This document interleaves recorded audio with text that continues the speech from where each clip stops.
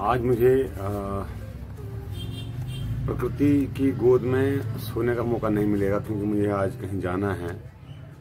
तो इसीलिए आज मैंने अपने आवास पर ही आपसे बात करना उचित समझा। तो आज हम गीता के 2 अध्याय का 59वां श्लोक ले रहे हैं, जो काफी महत्वपूर्ण है और आसक्ति के बारे में कहा गया है इसमें कि आसक्ति क्या होती है और कैसे उसकी निवृत्ति होती है। अटैचमेंट भी कह सकते हो आप उसको, लगाव भी कह सकते हो, या उससे जुड़ाव, चिपकना। जैसे शहद से मक्खी चिपकती है, मधुमक्खी शहद में जाती है और वहीं फंस के रह जाती है। मैंने कई बार मधुमक्खियों को देखा है, वो मिठाई के जो कंटेनर होते हैं उनमें जाती है और फिर शीशा चारों तरफ बंद होता है और जब वो मिठाई वाला मिठाई खोलता है तो उसके अंदर घुस जाती है और उसके अंदर फिर जो उसका इतना सा शहद हो, इतना सा मीठा हो लेती है वहां से और फिर उड़ने का प्रयास करती है और वो देखती है शीशा है बाहर, दिखाई तो पड़ रहा है आकाश, पर उड़ नहीं पाती है। वही स्थिति मनुष्य की भी होती है। तो कृष्ण कहते हैं विषया विनिवर्तन्ते निराहारस्य देहिन रसवर्जम रसः अपि अस्य परम दृष्ट्वा निवर्तते। अर्थात इंद्रियों के द्वारा विषयों को ग्रहण न करने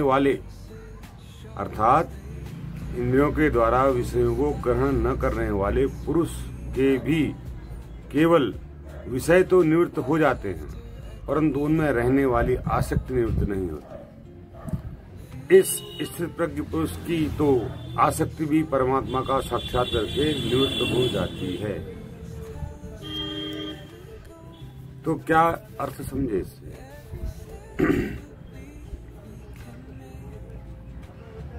इसमें 2 शब्द आए हैं, आसक्ति और परमात्मा।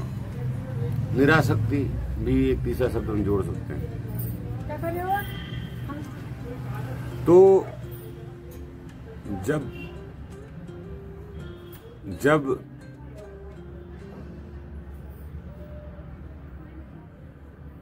विषय हमारे सामने आते हैं,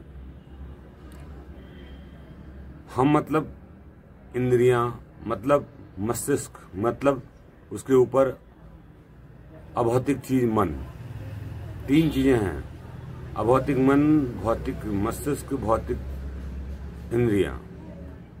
ये जब किसी प्रकृति के विषय के संपर्क में आती हैं तो उससे आसक्त हो जाती है। ऐसा ही मैंने सुना था, बुद्ध के एक ग्रंथ में कहीं लिखा हुआ था कि जब पृथ्वी बन रही थी, जब यहाँ कोई जीवात्मा नहीं थी, केवल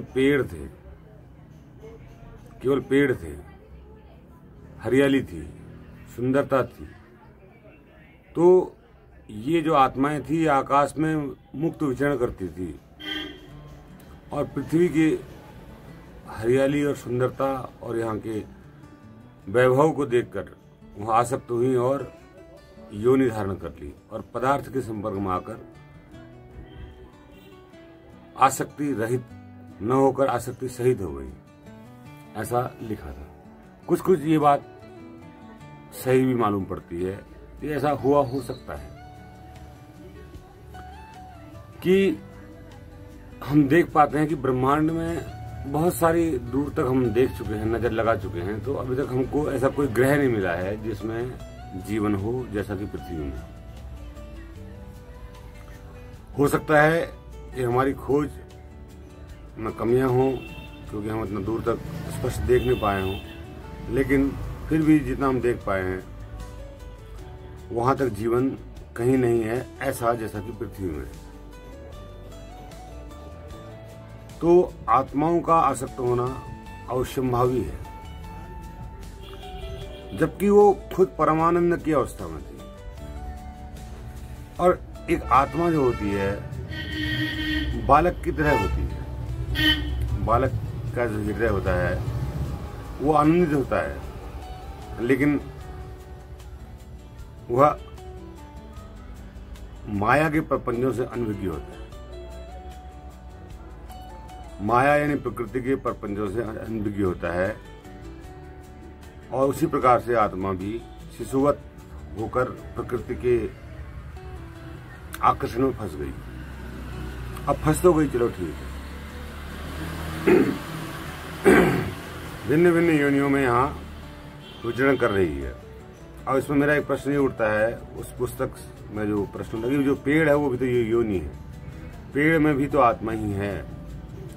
मैं तो पत्थर में भी आत्मा समझता हूँ, मैं तो हर एक कण में आत्मा समझता हूँ। आत्मा मतलब आकाश, चैतन्य आकाश, वो हर जगह मौजूद है। और वो अलग अलग कैसे हो सकता है? पहली बात ये है कि वो अलग अलग कैसे हो सकता है।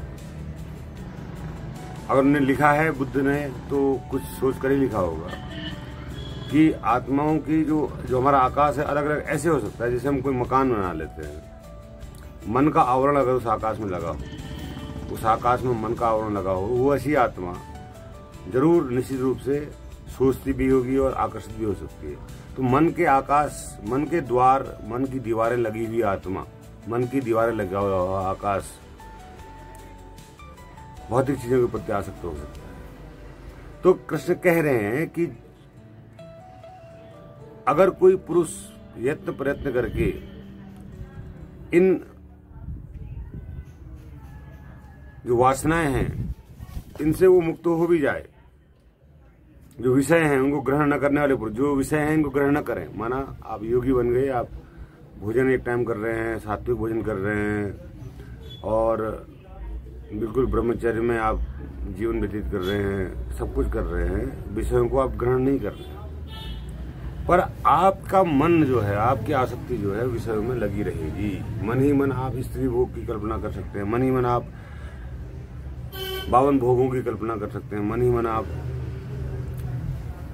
और विषयों की कल्पना कर सकते हैं। और उनको ग्रहण करने का अगर वो आपके मन में ख्याल आएगा, और भले ही आप उसको नकार दें कि ना मैं तो योगी हूं, मैं ऐसा सब नहीं कर सकता हूं, पर बार बार ख्याल आना यानी कि मन की आसक्ति, उससे मुक्ति नहीं हो पाती है। विषयों को ग्रहण न करने के बाद भी आसक्ति से मुक्त जो है पुरुष नहीं हो पाता है, लेकिन परमात्मा के साक्षात्कार मात्र से वह आसक्ति से मुक्त हो जाता है। अब परमात्मा से साक्षात्कार का अर्थ क्या है? स्वयं से साक्षात्कार, परम आत्मा, एब्सोल्यूट। परम मतलब होता बड़ा, परम का मतलब अंतिम। अंतिम आत्मा कौन है? आपका शरीर है, आपका मन है, आपका भाव शरीर है, फिर उसके अंदर आपकी अंतिम आत्मा, परमात्मा आत्मा है। यानी कि जब आप अपने आप को जान लेते हैं परिपूर्णतः, सारी परतों को प्याज की छिलके की तरह आप खोल लेते हैं, खोलों को, सारे खोलों को खोलने के बाद जो अंतिम खाली स्थान आपको मिलता है, चैतन्य स्थान, वही आत्मा है, जिससे वही परमात्मा है। उससे साक्षात्कार करने के बाद आप आसक्ति से मुक्त हो जाते हैं। फिर आपको आसक्ति नहीं बचती क्योंकि फिर आप जान लेते हैं कि आसक्ति एक माया है, एक प्रपंच है, कुछ नहीं है। थोड़ी देर मन में, माना मैं बैठा हूँ भूखा और मेरे मन में खूब एक बहुत स्वादिष्ट खाने का ख्याल आया, मन में कल्पना भी हुई, देख भी रहा हूँ, हो सकता है स्वप्न में मैं उसको खा भी रहा हूँ, लेकिन उससे तृप्ति नहीं हो रही है, भूख नहीं मिट रही है। खा रहा हूँ, बहुत अच्छी चीजें खा रहा हूँ, पर कोई तृप्ति नहीं है, क्योंकि वो वास्तव में नहीं खा रहा हूँ, मैं केवल सपनों तो खा रहा हूँ। इसी प्रकार से मैं अगर ये देख रहा हूँ कि मैं रमण कर रहा हूँ किसी स्त्री के साथ, और मैं स्वप्न में रमण कर रहा हूँ और मैं वहां भी तृप्त नहीं हो पा रहा हूँ, आसक्ति है आपके अंदर, आसक्त हो चुके हैं आप विषयों के। तो विषयों को छोड़ने पर भी आसक्ति से मुक्ति नहीं होती है, ये आप जान लीजिए। आसक्ति से मुक्ति तभी है जब आप विषयों को भोग कर, मैं अब बता रहा हूं परिभाषा आपको, हर एक विषय को भोग कर, उसको होशपूर्वक भोग कर उससे पार चले जाएं। आप भोजन की, अगर भोजन में आपकी आसक्ति है तो भोजन को आप बिल्कुल होशपूर्वक खाएं, देखें, उसकी तृप्ति को महसूस करें और उससे होने वाले नुकसानों को भी देखें कि मैं इतना हैवी और इतना कैलोरी वाला भोजन कर रहा हूँ, तो इसको मेरे शरीर में क्या नुकसान है इसका, वो भी आप देखें, वो भी जानें, उसके स्वाद को भी जानें। इसी प्रकार स्त्री को के भोग में भी आप पूरे होशपूर्वक रहें तो आप स्त्री भोग से मुक्त हो जाएंगे, आप विषय वासनाओं से मुक्त हो जाएंगे। आपको होशपूर्वक करने मात्र से भी यहाँ से आसक्ति से मुक्ति हो सकती है, चाहे आप परम साक्षात्कार न भी कर पाए तो। लेकिन अगर आप होशपूर्वक मुक्त हो जाएंगे तो अगर इन सबसे मुक्ति हो जाएगी तो साक्षात्कार होना निश्चित है और तय है। क्योंकि प्याज का आपने एक छिलका निकाला, मन भाव शरीर अलग कर दिया, भाव कुछ नहीं रहा आपने, मन आपका किसी चीज के लिए नहीं रहा, भाव नहीं रहा, इच्छा विज्ञानमय कोश, इच्छा भी कोई नहीं रही। अब चौथा आपका बच गया अन्नमय कोश, वो भी आपका टूट गया। छठा आपका जो चैतन्य आकाश आपको मिला वो आप हैं, और उस कोष को खोलते ही जो आप आनंद की लहर एक फूटेगी तो सारे आनंद व्यर्थ हो जाएंगे। आप भोजन आपको मिले कि न मिले, शरीर रहे कि न रहे, दुनिया रहे कि न रहे, जीवन रहे कि न रहे, कुछ भी रहे न रहे, उससे आप पार हो जाएंगे। तो यही है कृष्ण का कहना अर्जुन से। लेकिन मुझे आश्चर्य ये होता है कि युद्ध के मैदान में इतनी गहरी बात कोई व्यक्ति कैसे समझ सकता है, और कृष्ण कैसे कह रहे हैं ये सब बातें उससे। मुझे तो कभी कभी लगता है कि गीता को कहीं और कहा गया है, युद्ध के मैदान में नहीं, और किसी और परिप्रेक्ष्य में कहा गया है, किसी और परिप्रेक्ष्य में ज्ञान दिया गया है, युद्ध के लिए नहीं। पर युद्ध के लिए उसको तैयार करने के हिसाब से उसमें अटैच कर दिया। तो इतना गहरा ज्ञान कोई कैसे समझ सकता है? कोई क्षत्रिय, राजपूत, क्षत्रिय, आर्य जो हमेशा आसक्ति में रहा हो, हमेशा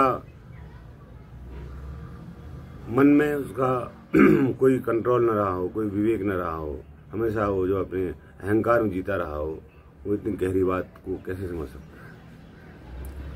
तो खैर, जो बहरहाल जो भी रहा हो, पास्ट की बात में याद भी नहीं करनी है कि कृष्ण ने कब वो गीता कही, या वेद व्यास ने कैसे वो लिखी, या वेद व्यास ने ही लिखी या कृष्ण ने नहीं कही, इससे हमें कोई अर्थ नहीं है। वो अर्थ इतना है कि जो लिखा गया है वो सही लिखा गया है। और अगर आप उपनिषदों में जाएंगे तो उपनिषदों में आपको ये ज्ञान मिलेगा। मतलब मैं तो ये कहता हूँ, वेदों की जो शाखा उपनिषद है वो भी समय समय पर लिखी गई है। वो भी ऐसे नहीं कि एक ही बार में लिख दी गई, अलग अलग ऋषियों द्वारा अलग अलग अनुभव हुए तो उनको लिखा गया है, तो उसी समय ये बातें भी लिखी गई हैं। अब जैसे रामायण और महाभारत है, उसमें ऐसा कोई खास महत्वपूर्ण ज्ञान हमको दिखाई नहीं पड़ता, कोई इतना गहरा ज्ञान लिखा गया हो, महाभारत हो या रामायण हो। कहानी है, कहानी युद्ध की कहानी है, रामायण एक राजा की कहानी है, एक अच्छी स्टोरी है। लेकिन गीता एक कहानी नहीं है, गीता एक ज्ञान की पुस्तक है, और जिसमें ज्ञान दिया गया है, कोशिश की गई है ज्ञान देने की, और कोई उसको समझे या ना समझे।